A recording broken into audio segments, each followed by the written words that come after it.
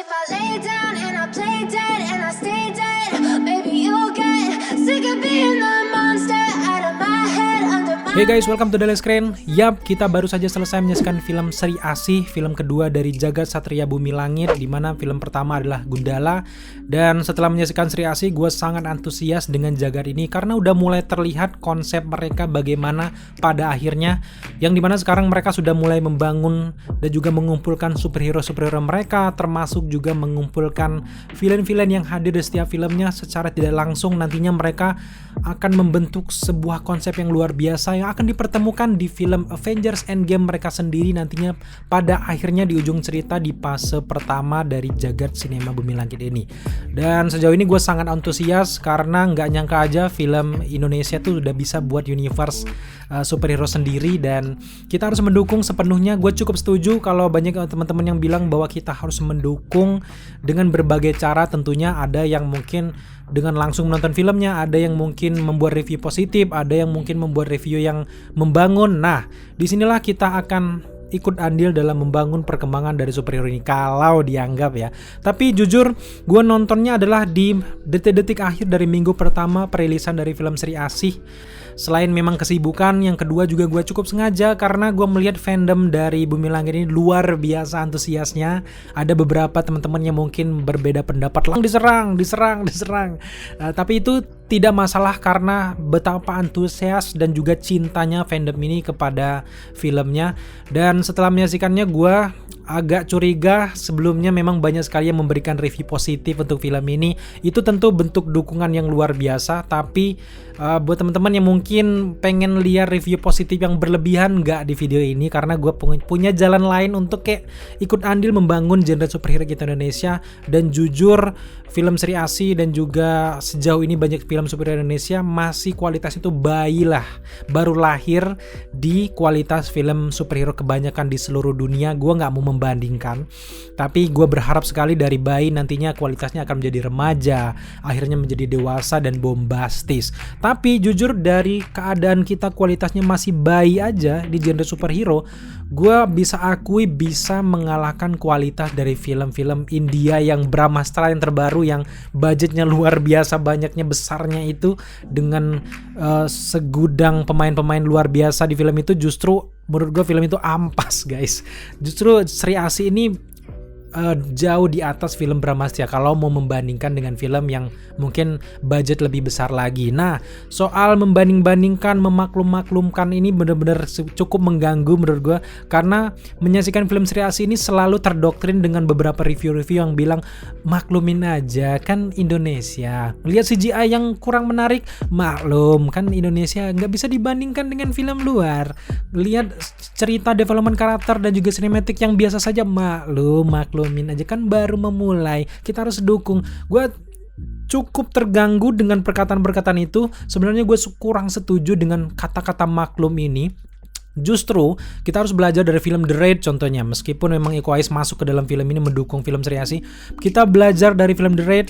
Mereka nggak bersaing di sistem CGI dan juga budget yang besar, tapi mereka punya nyawa sendiri dengan fighting sequence, skillnya mereka yang luar biasa, dengan cerita yang segitunya, tapi mereka buat dengan sangat menarik dari segi keahlian bela dirinya. Akhirnya apa? Akhirnya terbukti mereka sukses besar. Meskipun di Indonesia juga agak kurang dihargai ya, memang Indonesia agak susah ya, selalu nggak jauh-jauh dari horor ya selera orang-orang awam Indonesia ya. Tapi memang di luaran sana The Raid luar biasanya. Nah, gue pengennya film-film genre superhero kita kayak Gatot Kaca ataupun Sri Asih kayak gini tuh memang belajar nggak melulu kita harus CGI bagus, setidaknya kita harus bangun development cerita yang bagus dulu, fighting skill yang bagus, nantinya akan menyusul lah kualitas itu dengan beberapa keuntungan yang kalian dapat. Menurut gue nggak bisa kita terus memaklumi supaya kita benar-benar maju ke depannya. Tapi sekarang gue mau bahas dulu yang suka dari film Sri Asih ini adalah gue sangat suka dengan penggambaran Sri Asih yang dimainkan oleh Pevita Pierce. Gue nggak kebayang kalau Sri Asih ini bukan diperankan oleh Pevita Pierce, kayaknya nggak terselamatkan ya. Karena gue yakin Pevita Pierce ini adalah memang sengaja terlahir sebagai Sri Asih, auranya luar biasa, sama kayak Gal Gadot terlahir memang jadi Wonder Woman gitu loh. Nah, Sri Asih ini Wonder Woman-nya Indonesia. Dan memang motivasi kayak yang era Kosasih kayaknya kalau nggak salah dulu juga sedikit banyaknya terinfluence dengan Wonder Woman di barat sana. Makanya mereka buat versi Indonesia ini ada juga loh superhero wanita yang luar biasa kuatnya gitu loh. Nah akhirnya juga maksud yang era Kosasih itu benar-benar tersampaikan di film ini dengan penggambaran Pevita Pierce yang luar biasa. Akhirnya berhasil lah misi tersebut. Gue sangat jempolan untuk Bumi Langit dan juga orang-orang di baliknya. Kemudian juga setiap karakter di sini mahal semua men. Gue nggak habis pikir jagat yang lain nggak kebagian ya, aktor mahal-mahal, aktor yang keren-keren. Apalagi sekelas Reza Rahardian juga ada di film ini. Aduh gimana ya, nggak kebagian jagat yang lain. Dan gue juga cukup suka dengan sinematik yang hadir di film ini.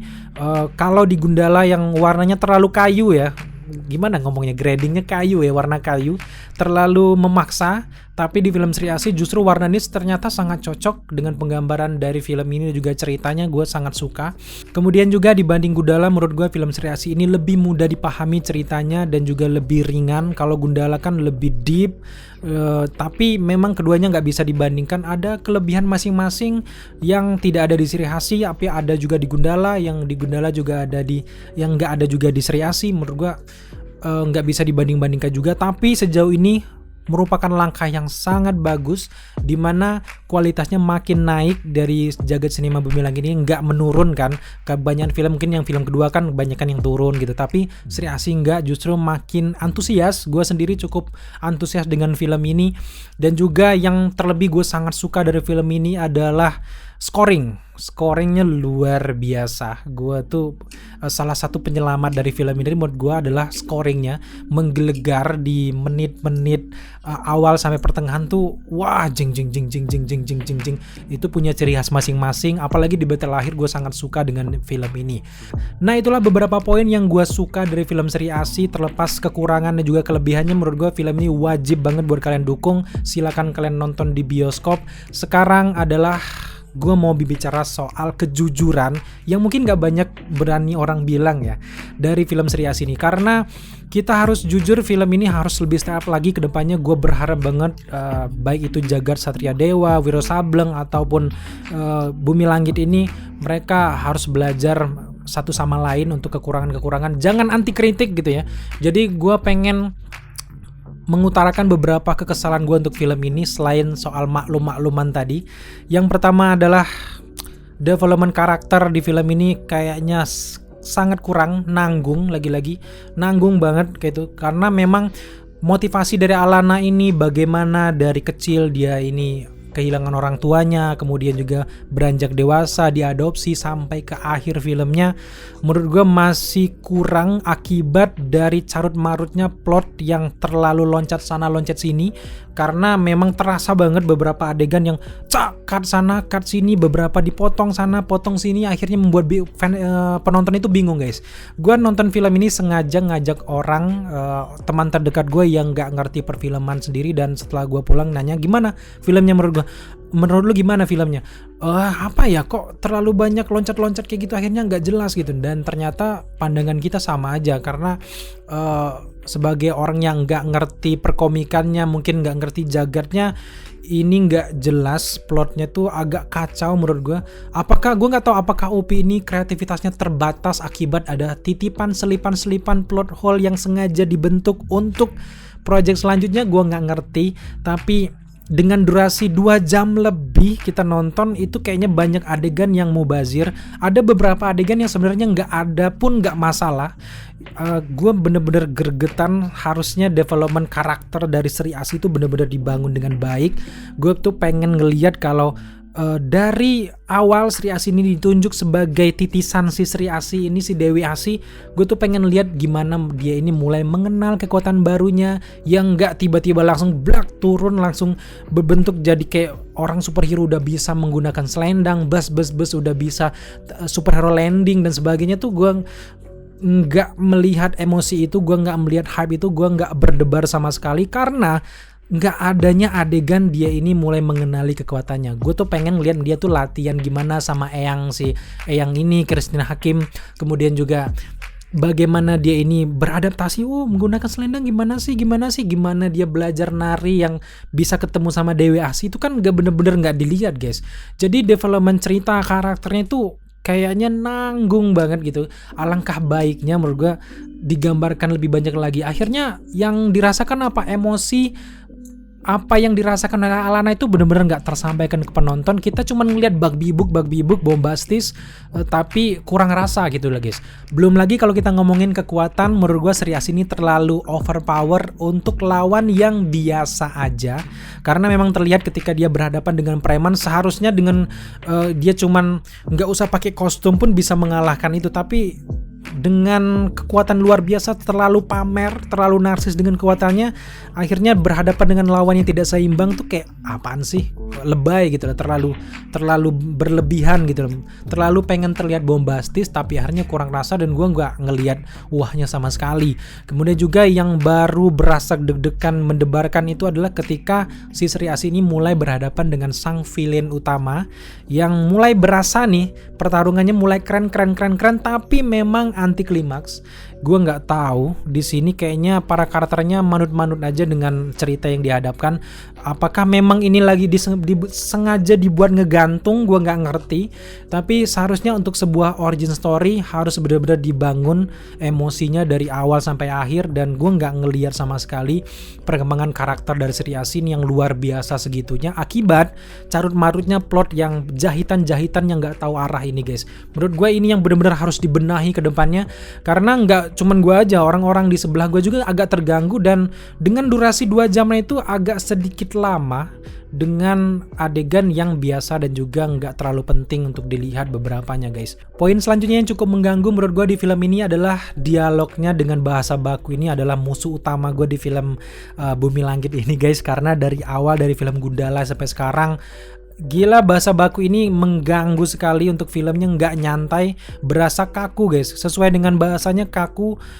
Untung di film Sri Asih ini kayak film Gundala. Kalau film Gundala kan dari awal sampai akhir tuh wow gila, gue tersiksa dengan bahasa bakunya, apalagi dengan dubbingnya benar-benar kelihatan.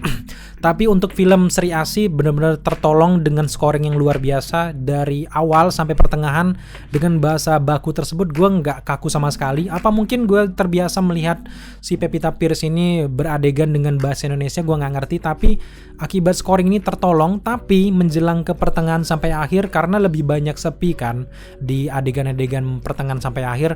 Nah ketika mereka ngobrol tuh aduh kaku banget dan cringe. Nggak banyak sekali adegan-adegan menurut gue setiap mereka berbicara cringe banget. Apalagi ketika Sri Asih bertemu sama film utama, mereka bacot bentar kan, dan bacotnya itu aduh jangan terlalu kaku kayak gini. Apalagi pasar kalian tuh kan anak muda, nggak bisa kita terlalu ini film Indonesia asli, nggak bisa kayak pewayangan gitu kan, nggak juga harus kayak gitu. Kita harus mengikuti perkembangan zaman gitu loh. Gue apa adanya guys, demi kemajuan bersama. Gue nggak tahu apakah mereka masih menerapkan konsep bahasa baku ini. Kalau masih menerapkan konsep bahasa baku ini, aduh gue secara pribadi sangat terganggu. Untuk pembuktian buat teman-teman yang nggak percaya kalau bahasa baku ini sedikit mengganggu adalah ada ketika momen karakter Tangguh yang diperankan oleh Jeffrey Nicole, dia ngomong tai lah kayak gitu kan, yang itu benar-benar meleburkan suasana, hilang semua ketegangan bahasa baku sebelumnya ketika dia mulai melucu di situ.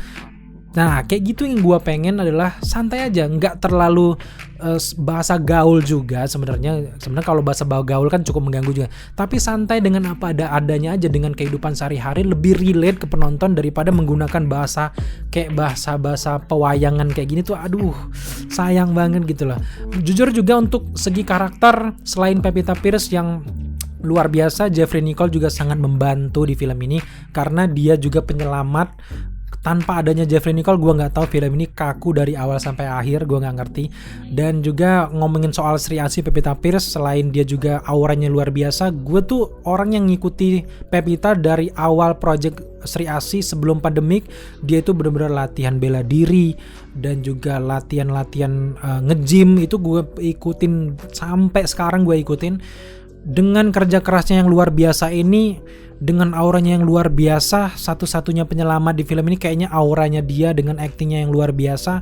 Selain itu sangat disayangkan dengan plot cerita yang bug big book carut marut kayak gini agak kurang menonjol gitu loh. Gue mau apa adanya aja, boleh setuju boleh tidak dengan review kali ini, tapi gue berharap, gue tuh cinta dengan Bumi Langit, gue cinta dengan superhero lokal, gue aja pakai Bumi Langit gitu loh, karena gue pengen apa adanya loh, karena nggak selamanya yang film-film orang-orang yang kita junjung ini bisa mendengar kalau nggak dikritik keras kayak gini guys. Kemudian juga dari segi fighting sequence, fighting skill di film ini sama kayak bahasanya kaku. Ada banyak sekali adegan-adegan yang terlalu koreografik ketika Sri Asih ini bertarung dengan para preman-preman ini. Kayak ada beberapa adegan mereka kayak nembak nunggu, berantem nunggu, itu terlalu hafalan banget gitu. Kayak sama kayak kalian tuh punya hafalan matematika, hafalan pelajaran di depan kelas gitu, kalian ngapal bla bla bla ngingetin kayak gitu. Nah, itu juga diterapkan di film ini, terlalu koreografik dan menurut gue belum terlalu matang untuk segi fighting skillnya. Serba nanggung menurut gue di seluruh film ini. Harusnya bisa dibuat bombastis luar biasa, tapi akhirnya ya apa adanya. Lagi-lagi kita harus maklumi, baru lahir ini film Indonesia. Bahkan CGI-nya yang lagi-lagi yang akan kita bahas selanjutnya adalah CGI. Gue nggak habis pikir ya, lagi-lagi ini maklum karena film Indonesia, tapi kan CGI kayak katanya dibuatnya di Thailand. Artinya ini udah go internasional dong ya, udah Asia levelnya ya. Apakah kayak gini kualitasnya? Karena ada beberapa CGI benar-benar mengganggu, apalagi ketika Sri Asihnya terbanting tergeletak ke lantai. Wah, itu CGI-nya benar-benar kelihatan. Kenapa nggak pakai manusia asli gitu lah? Nggak apa-apa pakai stuntman dan sebagainya, itu lebih real. Tapi yang ini benar-benar kayak kartun. Gue jadi inget scene yang Gatot Kaca yang berantem di udara itu kok agak kasar kan. Menurut gue nggak semuanya harus pakai CGI, ada beberapa yang mungkin harus real juga supaya penonton tuh lebih paham dengan ceritanya. Ya tapi memang CGI masih bisa kita maafkan karena lagi-lagi ini kita film baru lahir, tapi semoga kedepannya ya lebih diperhalus lagi lah, jangan kayak tempelan aja kayak gitu. Semoga kedepannya di project selanjutnya, bahkan di Virgo, gue cukup yakin film ini dengan minim CGI kayaknya lebih keren nantinya kedepannya, karena ini baru film kedua, semoga kedepannya lebih baik lagi guys. Untuk sekarang mungkin cukup itu aja. Sebenarnya ada banyak sekali unek-unek yang mungkin gue internal aja lah ngobrolin soal film ini. Gue bukan haters untuk film ini, sekali lagi karena gue lihat di luaran sana nggak banyak yang speak up soal kekurangan dari film ini, lebih membanggakan produk lokal, harus mendukung biar mereka semangat. Tapi gue yakin bahwa dengan adanya villain kayak gue ya, menurut gue lebih memecut mereka. Semoga kedepannya lebih baik lagi. Semoga mereka semuanya, kalian semuanya bisa nangkep bahwa apa yang gue bilang ini semoga menjadi bahan perbaikan untuk mereka kedepannya. Gue bukan expert, gue cuma bisa bacot doang, tapi semoga ini bisa lebih diperhatikan ke depannya, terutama dari CGI, bahasa, development karakter, plotnya nggak berantakan, semoga cutscene-nya juga halus. Dan kedepannya film apa ya? Godam kayaknya, Godam gue optimis dan gue benar-benar juga menantikan itu. Dan gue juga salah satu orang yang benar-benar mendukung perkembangan superhero lokal. Semoga film ini nggak malu-maluin untuk dibawa ke kancah internasional. Jangan terlalu banyak sensasi juga nanti sebelum perilisannya.